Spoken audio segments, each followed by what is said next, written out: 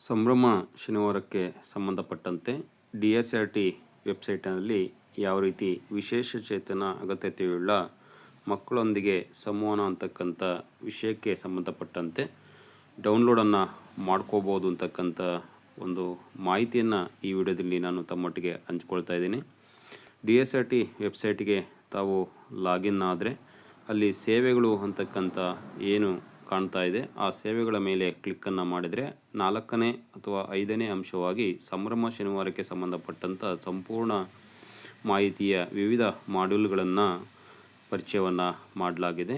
ಈ ವಾರದ ವಿಷಯ ಈ ತಿಂಗಳಲ್ಲಿ ನಡಿಬೇಕಾಗಿರ್ತಕ್ಕಂಥದ್ದು ವಿಶೇಷಚೇತನ ವ್ಯಕ್ತಿಗಳೊಂದಿಗೆ ಸಂವಹನ ಅಂತಕ್ಕಂಥದ್ದು. ಇದರ ಸಂಪೂರ್ಣ ಮಾಡ್ಯೂಲನ್ನು ವೀಕ್ಷಣೆಯನ್ನು ಮಾಡೋಣ ಮತ್ತು ಇದರಲ್ಲಿರ್ತಕ್ಕಂಥ ಅರಿವು, ಅನುಭವ ಮತ್ತು ವಿವಿಧ ಆಸಕ್ತಿ ಅಂತಕ್ಕಂಥ ಅಂಶಗಳನ್ನು ಕುರಿತು ನಾವು ಮಾಹಿತಿಯನ್ನು ಪಡ್ಕೊಳ್ತಾ ಹೋಗೋಣ ಅಂತಕ್ಕಂಥ ವಿಚಾರವನ್ನು ತಮ್ಮೊಟ್ಟಿಗೆ ವ್ಯಕ್ತಪಡಿಸ್ತಾ ವೀಕ್ಷಿಸಿ. ಸಂಭ್ರಮ ಶನಿವಾರಕ್ಕೆ ಸಂಬಂಧಪಟ್ಟಂಥ ವಿವಿಧ ಮಾಡ್ಯೂಲ್ಗಳ ಪರಿಚಯದೊಂದಿಗೆ ವಿಶೇಷಚೇತನ ವ್ಯಕ್ತಿಗಳ ಒಂದು ಸಂವಹನಕ್ಕೆ ಸಂಬಂಧಪಟ್ಟಂಥ ಸಂಪೂರ್ಣ ಮಾಹಿತಿಯ ಚಟುವಟಿಕಾ ಪುಸ್ತಕವನ್ನು ಯಾವ ರೀತಿ ನಾವು DSRT ವೆಬ್ಸೈಟಿಂದ ಪಡಿಬೋದು ಅಂತಕ್ಕಂಥ ಒಂದು ಅಂಶವನ್ನು ಈಗ ಮುಂದಿನ ಒಂದು ಇದರಲ್ಲಿ ತಿಳ್ಕೊಳ್ತಾ ಹೋಗೋಣ. ಎಲ್ಲರೂ ಕೂಡ ವೀಕ್ಷಣೆಯನ್ನು ಮಾಡಿ.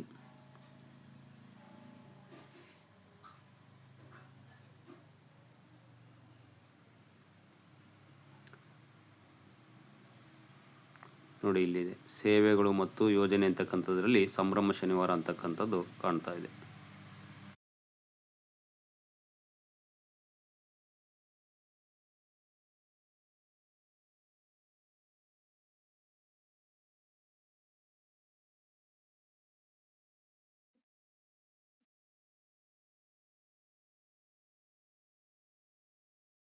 ನೋಡಿ, ಈ ಮಾಡ್ಯೂಲ್ನಲ್ಲಿ ನಾವು ವೀಕ್ಷಣೆಯನ್ನು ಮಾಡ್ಬೋದು. 2026-27ನೇ ಸಾಲಿನ ಬ್ಯಾಗ್ ರಹಿತ ದಿನದ ಸುತ್ತೋಲೆ, ಸಂಭ್ರಮ ಶನಿವಾರದ ವರದಿ, ಸಂಭ್ರಮ ಶನಿವಾರ 10 ಬ್ಯಾಗ್ಲೆಸ್ ದಿನಗಳ ಮಾರ್ಗಸೂಚಿ, ಸಂಭ್ರಮ ಶನಿವಾರ 10 ಬ್ಯಾಗ್ಲೆಸ್ ದಿನಗಳ ಜ್ಞಾಪನ, ಸಂಭ್ರಮ ಶನಿವಾರ ದಿನಾಚರಣೆ ದಿನಾಂಕ ಎಲ್ಲ ಇದರಲ್ಲಿ ಸಿಗ್ತಾ ಹೋಗುತ್ತೆ ಅಂತಕ್ಕಂಥದ್ದು. ನಮಗೆ ಬೇಕಾಗಿರ್ತಕ್ಕಂಥದ್ದು ಇವತ್ತು ನಡೀತಕ್ಕಂಥ ಮೊದಲನೇ ಮಾಡ್ಯೂಲ್ನಲ್ಲಿ ವಿಶೇಷ ಚೇತನವುಳ್ಳ ವ್ಯಕ್ತಿಗಳೊಂದಿಗೆ ಸಂವಹನ ಅಂತಕ್ಕಂಥದ್ದಿದೆ. ಆ ಸಂಬಂಧಪಟ್ಟಂತ ಒಂದು ಇದನ್ನು ನಾವು ಇಲ್ಲಿಂದ ನಾವು ಡೌನ್ಲೋಡನ್ನು ಮಾಡ್ಕೋಬೋದಾಗಿರುತ್ತೆ PDF ರೂಪದಲ್ಲಿ. ನೋಡಿ, ಇದು ಇವತ್ತಿನ ಒಂದು ಮಾಡ್ಯೂಲ್ಗೆ ಸಂಬಂಧಪಟ್ಟಿರ್ತಕ್ಕಂಥದ್ದು ವಿಶೇಷ ಚೇತನ ವ್ಯಕ್ತಿಗಳೊಂದಿಗೆ ಸಂವಾದ ಅಂತಕ್ಕಂಥದ್ದು. ಸೊ ಇಲ್ಲಿ ಇದಕ್ಕೆ ಸಂಬಂಧಪಟ್ಟಂತೆ 1ರಿಂದ 8 ಅವಲೋಕನ ಅಂತಕ್ಕಂಥ ಒಂದು ಶೀರ್ಷಿಕೆಯಲ್ಲಿ ಅರಿವು, ಅನುಭವ, ಅವಲೋಕನ ಅಂತಕ್ಕಂಥ 3 ಪಾರ್ಟನ್ನು ಮಾಡಿರ್ತಕ್ಕಂಥದ್ದನ್ನು ನಾವು ಕಾಣ್ತೀವಿ. ಅರಿವು, ಅನುಭವ, ಅವಲೋಕನ. ಸೊ ಇದು ತರಗತಿವಾರು ವಿಂಗಡಣೆಯನ್ನು ಮಾಡಿರ್ತಕ್ಕಂಥದ್ದು. ಇಲ್ಲಿ ನೋಡ್ಬೋದು, ಸಾಹಿತ್ಯವನ್ನು ವೀಕ್ಷಣೆಯನ್ನು ಮಾಡ್ತಾ ಇದ್ದೀರಾ. ವಿಶೇಷ ಅಗತ್ಯತೆಯುಳ್ಳ ಮಕ್ಕಳೊಂದಿಗೆ ಸಂವಹನ ಅಂತಕ್ಕಂಥ ಒಂದು ಶೀರ್ಷಿಕೆಯಲ್ಲಿ ಈ ಎಲ್ಲ ಅಂಶಗಳನ್ನ ಕೊಡಲಾಗಿದೆ. ನೋಡಿ, 1ರಿಂದ 3ನೇ ತರಗತಿ ವಿದ್ಯಾರ್ಥಿಗಳಿಗೆ ಅರಿವು ಅಂತಕ್ಕಂಥ ಒಂದು ಕಾರ್ಯಕ್ರಮವನ್ನು ಅವಧಿಯನ್ನು 60 ನಿಮಿಷಗಳು ನಿರ್ವಹಣೆಯನ್ನು ಇಲ್ಲಿ ಕೊಟ್ಟಿರ್ತಕ್ಕಂಥ ಮಾಡ್ಯೂಲ್ ಪ್ರಕಾರ ಮಾಡ್ತಾ ಹೋಗಬೇಕಾಗುತ್ತೆ. ಇದನ್ನು ತಾವೇ ಮೊಬೈಲಲ್ಲಿ ಡೌನ್ಲೋಡನ್ನು ಮಾಡ್ಕೋಬೋದು. ಶಾಲಾ ಹಂತದಲ್ಲಿ ಪ್ರೊಜೆಕ್ಟ್ರ್ ರೆಡಿ ಇದ್ದರೆ ಪ್ರೊಜೆಕ್ಟ್ರಲ್ಲೂ ಕೂಡ ತಾವು ಬಳಸ್ಬೋದು. ಇನ್ನು ಅವಲೋಕನ ಅಂತಕ್ಕಂಥದ್ದು 1ರಿಂದ 3 ಅವಲೋಕನದಲ್ಲಿ ಏನೆಲ್ಲ ಚಟುವಟಿಕೆಗಳನ್ನು ಮಾಡಿಸ್ಬೇಕು ಅಂತಕ್ಕಂಥದ್ದು. ನಂತರ 4 ಮತ್ತು 5ನೇ ತರಗತಿ ವಿದ್ಯಾರ್ಥಿಗಳಿಗೆ ಅರಿವು ಅಂತಕ್ಕಂಥ ಚಟುವಟಿಕೆ. ಅದಾದ ನಂತರ ಅನುಭವ ಅಂತಕ್ಕಂಥ ಚಟುವಟಿಕೆ 4 ಮತ್ತು 5ನೇ ತರಗತಿ ವಿದ್ಯಾರ್ಥಿಗಳಿಗೆ. ಅದೇ ರೀತಿ 4 ಮತ್ತು 5ನೇ ತರಗತಿ ವಿದ್ಯಾರ್ಥಿಗಳಿಗೆ ಅವಲೋಕನ ಅಂತಕ್ಕಂಥ ಚಟುವಟಿಕೆಯನ್ನು ನೀಡಲಾಗಿದೆ.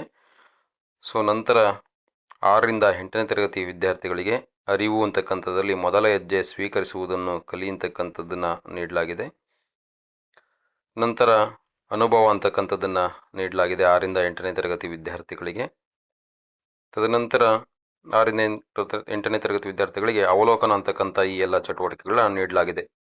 ಸೊ ಇದನ್ನು ಯಾಕೆ ನಾನು ತೋರಿಸ್ತಾ ಇದ್ದೀನಿ ಅಂದರೆ, ನಿನ್ನೆ ದಿವಸ ನಾನು ತಮ್ಮೊಟ್ಟಿಗೆ ಹಂಚ್ಕೊಂಡಂಥ ವಿಡಿಯೋದಲ್ಲಿ DSRT ವೆಬ್ಸೈಟಲ್ಲಿ ಈ ಒಂದು ಮಾಹಿತಿ ಲಭ್ಯ ಇರುತ್ತೆ ಅಂತಕ್ಕಂಥದ್ದನ್ನು ನಾನು ನಿಮಗೆ ತಿಳಿಸಿದೆ. ಸೊ ಅದನ್ನು ಯಾವ ರೀತಿ ತಾವು DSRT ವೆಬ್ಸೈಟಲ್ಲಿ ಸರ್ಚನ್ನು ಮಾಡಿಕೊಂಡು ತಮ್ಮ ಒಂದು ಟಿ ವಿಯಲ್ಲಾಗಿರ್ಬೋದು ಅಥವಾ ಪ್ರೊಜೆಕ್ಟ್ರಲ್ಲಾಗಿರ್ಬೋದು ಮಕ್ಕಳಿಗೆ ಈ ಒಂದು ಆಕ್ಟಿವಿಟೀಸ್ನ ಮಾಡೋದಕ್ಕೆ ಯಾವ ರೀತಿ ತಕ್ಕೋಬೋದು ಅಂತಕ್ಕಂಥದ್ದನ್ನು ನಾನು DSIT ವೆಬ್ಸೈಟ್ ಮೂಲಕ ನಾನು ತೋರಿಸಿದ್ದೀನಿ. ಇದು 20 ಪೇಜ್ಗಳನ್ನು ಹೊಂದಿರತಕ್ಕಂಥ ಒಂದು ಸಾಹಿತ್ಯ ಚಟುವಟಿಕೆ ಆಗಿದೆ ಅಂತಕ್ಕಂಥದ್ದು, ವಿದ್ಯಾರ್ಥಿಗಳು ಮಾಡ್ತಕ್ಕಂಥ ಚಟುವಟಿಕೆ. ಇದನ್ನು ತಾವೆಲ್ಲರೂ ಕೂಡ ಈ ರೀತಿ ಡೌನ್ಲೋಡನ್ನು ಮಾಡಿಕೊಂಡು ತಮ್ಮ ಶಾಲಾ ಹಂತದಲ್ಲಿ ಮಕ್ಕಳಿಗೆ ಈ ಒಂದು ವಿಶೇಷ ಚೇತನ ವ್ಯಕ್ತಿಗಳೊಂದಿಗೆ ಸಂವಹನ ಅಂತಕ್ಕಂಥ ಒಂದು ಚಟುವಟಿಕೆಯನ್ನು ಮಾಡಿಸ್ಬೋದು ಅಂತಕ್ಕಂಥ ಒಂದು ಮಾಹಿತಿನ ತಮ್ಮೊಟ್ಟಿಗೆ ಹಂಚ್ಕೊಳ್ತಾ, ಯಾರೆಲ್ಲ ವಿಡಿಯೋವನ್ನು ವೀಕ್ಷಣೆಯನ್ನು ಮಾಡಿದರೆ ಇಷ್ಟೊತ್ತು ತಮಗೆಲ್ಲರೂ ಕೂಡ ಅನಂತ ಧನ್ಯವಾದಗಳನ್ನ ತಿಳಿಸೋದಕ್ಕೆ ಬಯಸ್ತೀನಿ. ಎಲ್ರಿಗೂ ಕೂಡ ನಮಸ್ತೆ, ಧನ್ಯವಾದಗಳು.